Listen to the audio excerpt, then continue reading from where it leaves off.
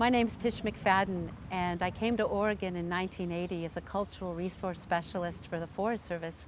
My job then was to survey lands along the Rogue River corridor, looking for prehistoric sites of Agnes Baker Pilgrim's ancestors who lived along the Rogue River for over 15,000 years.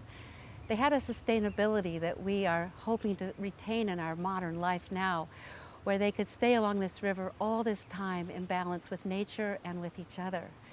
And I'm here today with Tuwawi, Agnes Baker Pilgrim, elder of the Takelma people from Southwest Oregon. I wonder if you could tell me about the Takelma living on the Rogue River for so many years. They lived here. I went clear back. They went to the 17th century. They lived here 22,000 years. And their biggest staple was from the river of the fish. And they wouldn't do a salmon ceremony till one man of the tribe would sit on the story chair in the middle of the Rogue River, upriver from Gold Hill, Oregon. He would sit up there in the story chair and watch the eddy below the rock. They wouldn't catch a salmon until they saw one coming that eddy below the story chair. And when they did, they would all gather and catch salmon, and they do a salmon cookout on the river with them all coming together so peacefully and to share that food.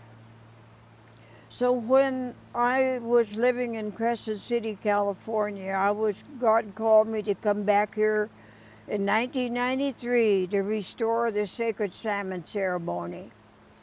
And I finally did that. My husband at the time was a fisherman on the Klamath River, Grant Pilgrim, and he caught all our fish, and he made all our cooking sticks out of redwood, because redwood, when it's heated, doesn't have any pitch laced in the wood.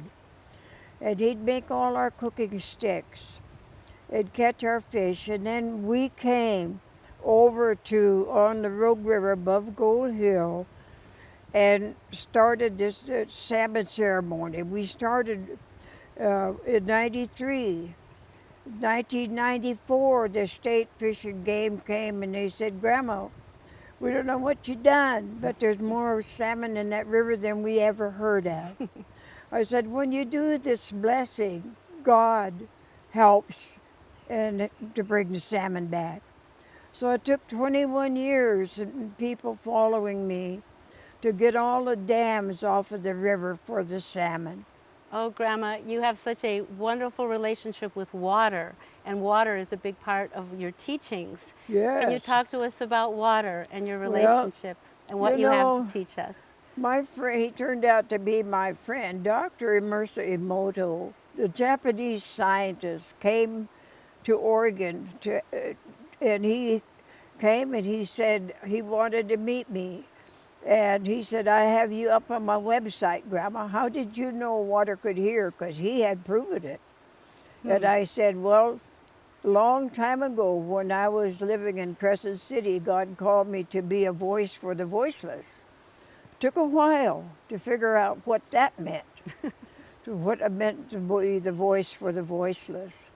I was sitting on my deck after having lunch one day and had my water sitting on the little table by me. My big dog, Sagap, was down on the floor by my foot.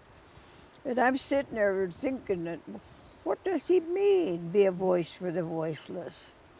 And just then the wind came up and started rustling the leaves on the tree by my patio. I watched that. Oh, the air, the wind doesn't have a voice. Is that what you mean? And so I'm sitting there and pondering about it, and then I reached for my water glass. My eyes just went right to the water.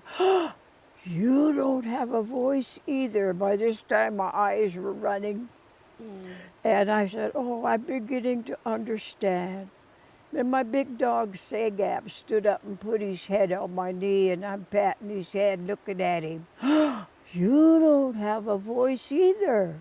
The animals. Oh man, I was really crying then.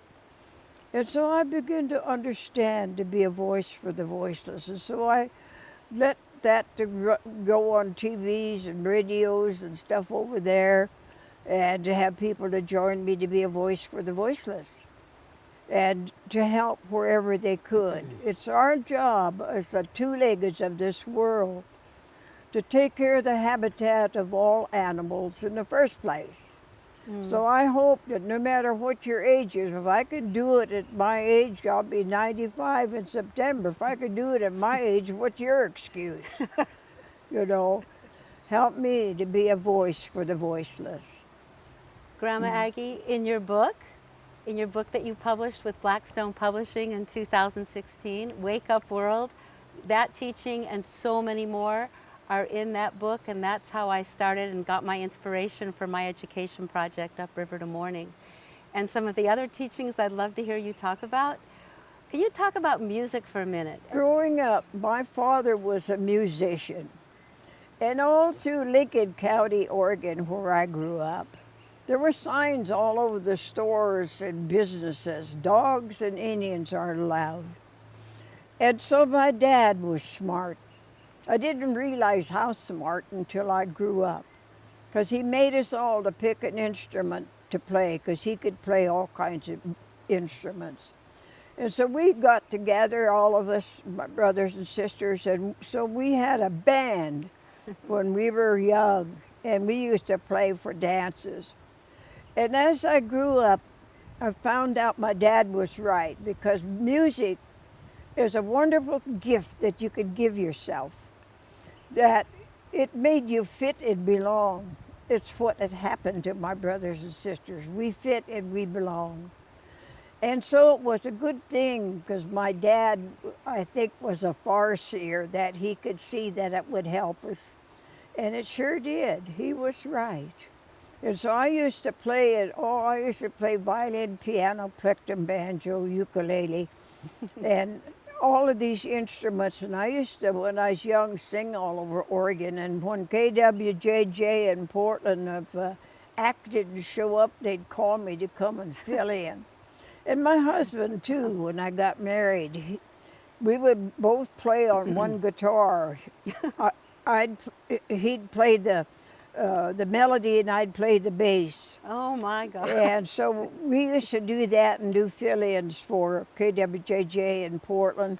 And so music is a great thing for any child. I wish more schools will give that opportunity to every child. Music is something that is good for your body.